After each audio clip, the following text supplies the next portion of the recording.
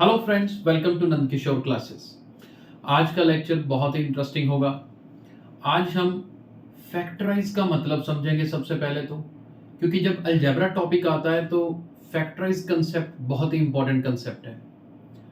Factorise करते कैसे हैं वो भी सीखेंगे, लेकिन बेसिक कंसेप्ट सीखना बहुत जरूरी है, क्योंकि बच्चे अक्सर फैक्टराइजेशन कंसेप्ट कर जाते हैं, टॉपिक कर जाते हैं, लेकिन उनको बेसिक क्लियर नहीं होता। तो मैं सबसे पहले आज के वीडियो में कोशिश करूंगा कि आपको फैक्टराइज कंसेप्ट क्लियर हो। जैसे कि अलजेब्रा की बात बाद में करते हैं, पहले नॉर्मल फैक्टराइज क्या है उससे पहले तो फैक्टर पता होना चाहिए। फैक्टर क्या है?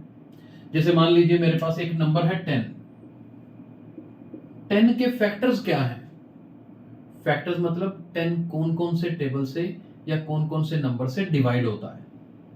जैसे 10 1 से डिवाइड हो जाता है, 2 से होता है, 5 से होता है और 10 से भी होता है। तो मतलब ये जो मैंने लिखे ना, ये सारे 10 के फैक्टर्स हैं।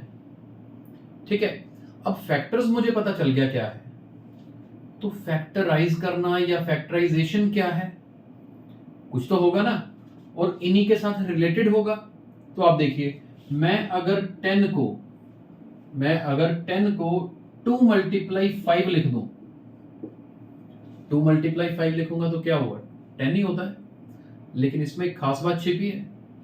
क्या खास बात है कि मैंने 10 को स्प्लिट करके 2 पार्ट्स में लिखा है। नंबर 1 पॉइंट नोट करिए, 10 को स्प्लिट करके 2 पार्ट्स में लिखा है, एक 2 और एक 5, और जिन 2 पार्ट्स में लिखा है उनकी मल्टीप्लिकेशन है, राइट। और वो दोनों नंबर्स क्या हैं? फैक्टर्स भी हैं। तो अभी एक लाइन समझिएगा कि 10 की मैंने ये कर दी फैक्टराइजेशन, यानी कि किसी नंबर को उसके फैक्टर्स की प्रोडक्ट के फॉर्म में लिखना क्या होता है? फैक्टराइजेशन होती है। दोबारा सुनिए, फैक्टराइजेशन क्या होती है? किसी नंबर को उसके फैक्टर्स की प्रोडक्ट की फॉर्म में लिखना। अच्छा, जैसे मैं अब अगला नंबर लूं, मान लीजिए मैंने 18 ले लिया। ठीक है, 18 है। 18 को अगर मैं 6 मल्टीप्लाई 3 लिखता हूं तो फैक्टराइज ही किया मैंने ये, क्योंकि मैंने 18 को स्प्लिट कर दिया 2 पार्ट्स में, और जिन 2 पार्ट्स में मैंने स्प्लिट किया वो दोनों क्या है? 18 के फैक्टर्स हैं। फैक्टर्स मतलब इनसे 18 डिवाइड हो जाता है। तो याद रखिए, फैक्टराइजेशन क्या है? जो भी नंबर आपके पास गिवन है उसको उसके फैक्टर्स की प्रोडक्ट में लिखना फैक्टराइजेशन है। जरूरी नहीं कि 2 ही नंबर हो। अभी जैसे मैं अगर बोलूं कि ये तो फैक्टराइजेशन हो गई, अगर मैं बोलूं कि नहीं कि फैक्टराइजेशन अकेली नहीं, प्राइम फैक्टराइजेशन करनी है। अब प्राइम फैक्टराइजेशन का मतलब पता क्या है? कि 18 को इस तरीके से स्प्लिट करो, प्रोडक्ट ऑफ फैक्टर्स में लिखो कि वो सारे फैक्टर्स प्राइम होने चाहिए। अब प्राइम का मतलब पता क्या हुआ? कि आगे मैं 6 को भी 2 मल्टीप्लाई 3 लिख दूं, पीछे वाला 3 तो है ही, 6 की जगह पे 2 मल्टीप्लाई 3 लिख दिया, तो ये जो बन गई ना ये वाली लाइन, ये है प्राइम फैक्टराइजेशन। क्योंकि इस फैक्टराइजेशन में जो फैक्टर यूज हुए हैं वो सारे क्या है? प्राइम है। ये सब छोटी क्लासेस में किया होता है, लेकिन अलजेब्रा जब स्टार्ट करवाते हैं ना फैक्टराइज टॉपिक, तो ये सब रिवाइज करना बहुत जरूरी है। तो इतना करने से मुझे याद आ जाएगा कि हाँ, फैक्टराइजेशन का मतलब है कि जो भी मुझे गिवन है ना उसको स्प्लिट कर दो प्रोडक्ट की फॉर्म में। तो अब कंपेयर करिए, मान लीजिए, चलो ये तो पुराना कंसेप्ट अब रिवाइज कर लिया। अब मैं अलजेब्रा में आता हूं, जहां पर आपके पास एक्सप्रेशन किस तरह की है? जिसमें वेरिएबल यूज होते हैं, यही होता है ना, उसमें वेरिएबल यूज होते हैं। मान लो मेरे पास एक सिंपल इक्वेशन मैं ले रहा हूं या सिंपल एक्सप्रेशन ले रहा हूं, एक्स स्क्वायर प्लस 2x। ठीक है, एक्स स्क्वायर प्लस 2x ले लिया। और मेरे पास क्वेश्चन आया जी इसको फैक्टराइज कर दो। तो मेरे दिमाग में एटलीस्ट इतना तो क्लियर है ना कि मुझे इसको प्रोडक्ट की फॉर्म में लिखना है। कम से कम 2 चीजों की प्रोडक्ट तो बनेगी, जैसा मैंने वहां सीखा था। वो कैसे बनेगी? यहां फैक्टराइज होता है कॉमन पोर्शन बाहर निकालकर। अब कई बार ये लगता है जी कॉमन पोर्शन का मतलब, जैसे ये एक्स स्क्वायर है, इसमें एक्स आ रहा है ना, 2x है, इसमें भी x आ रहा है। अब x कॉमन निकाल सकते हो। जो लोग इस चीज को रिलेट नहीं कर पाते ना, मैं एक बार लिख के दिखाता हूं। जैसे एक्स स्क्वायर है, एक्स स्क्वायर का मतलब है x मल्टीप्लाई एक्स, यानी कि x को 2 बार मल्टीप्लाई करते हैं तो एक्स स्क्वायर बनता है ना। और पीछे देखो 2x का मतलब है 2 मल्टीप्लाई एक्स, हालांकि ये स्टेप लिखने की जरूरत नहीं होती, समझाने के लिए लिखना जरूरी है। अब यहां से मैं एक तो तरीका ये मैं कहूं कि देखो जी एक x ये वाला उठा लो, एक x ये वाला उठा लो, एटलीस्ट दोनों में तो आ रहा है। अगर आप उसमें भी चाहते हैं चलो जी पीछे वाले दोनों टिक कर लो, बात एक ही है कि ये वाला x देखो आ रहा है, तो मैंने x बाहर निकाल लिया कॉमन। फर्स्ट टर्म में से एक x निकल चुका था, एक बच गया, वो एक लिख लो। फिर है प्लस का साइन, ये x बाहर निकल चुका है, बच गया 2, तो 2 लिख लो। बस हो गई फैक्टराइजेशन, कॉमन पोर्शन को बाहर निकाल लिया, प्रोडक्ट भी बन गया। देखो x मल्टीप्लाई x प्लस 2, दो चीजों की प्रोडक्ट तो हो रही है ना, दो चीजों की प्रोडक्ट हो रही है तो मतलब ये फैक्टराइजेशन हो गई है। हाँ, अगर किसी को इस चीज में कंफ्यूजन होती है तो मैं बताऊं, हमने प्रॉपर्टी यूज की है, we have used distributive property.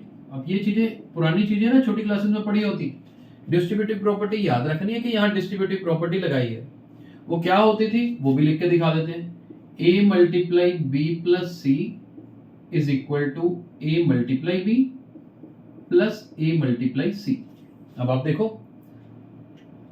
दोनों तरफ से लगा सकते हैं, लेफ्ट टू राइट भी जा सकते हैं, राइट टू लेफ्ट भी। जैसे ये बाहर a है, a को पहले b से मल्टीप्लाई किया, a को c से भी किया, ऐसे पढ़ लो।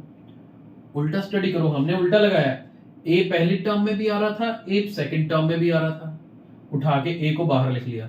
ऐसा ही किया ना, यहां भी x आ रहा है, यहां भी x आ रहा है, उठा के बाहर लिख लिया। बाकी क्या बचा, ये वाला b और c है ना ब्रैकेट के अंदर, तो वही किया। मेरे पास एक ये वाला x और ये वाला 2 है, वो अंदर लिख लिया।